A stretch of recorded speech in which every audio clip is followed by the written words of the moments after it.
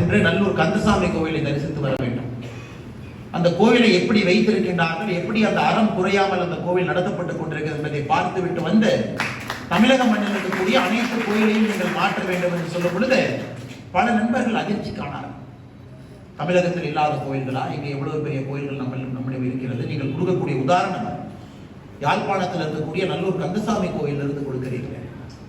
நான் சொன்னேன், ஆமா, எத்தனையோ கோயில்கள் சென்றிருந்தாலும் கூட யாழ்ப்பாண மண்ணில் தான் முதல் முறையாக ஆண்டவன் முன்பு அனைவரும் சமம் என்கின்ற கோட்பாட்டை நான் பார்த்தேன்.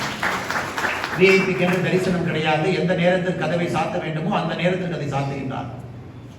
அதை பார்த்து அதை நாமும் கூட திரும்ப பெற்று அதை கொண்டு வருவது கட்டாயமாகிறது என்று சொல்லியிருக்கிறார். அப்படிப்பட்ட புண்ணிய மண்ணுக்கு சொந்தக்காரர்கள் நீங்கள்.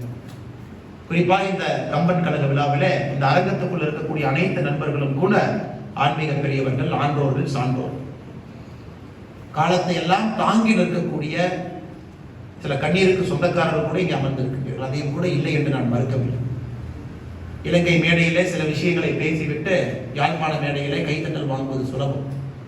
ஆனால் தமிழகத்தில் ஒரு மேடையிலும் கூட கிடைக்கக்கூடிய ஒரு வாய்ப்புக்கும் கூட யாழ்ப்பாணத்திற்காக, ஈழத்தமிழர்களுக்காக எப்படி நான் போராடி கொண்டிருக்கிறேன் என்பதை நீங்கள் பார்த்துக் கொண்டிருப்பீர்கள். காரணம், இந்த மண் என்பது எல்லாவற்றையும் தாங்கி நிற்கக்கூடிய ஒரு சரித்திரம். மிச்ச மண்ணுக்கு இந்த பெருமை இருக்கான்னு தெரியாதுங்க, இந்த மண்ணுக்கு இருக்கு. அதுதான் என்னுடைய தலைப்பாக கூட நீங்க கொடுத்திருக்கு. இந்தியாவிற்கும் இலங்கைக்கும் ஒரு பிணைப்பு பாலமாக இருக்கக்கூடிய ராமாயணத்தை பற்றி பேச வேண்டும் என்று.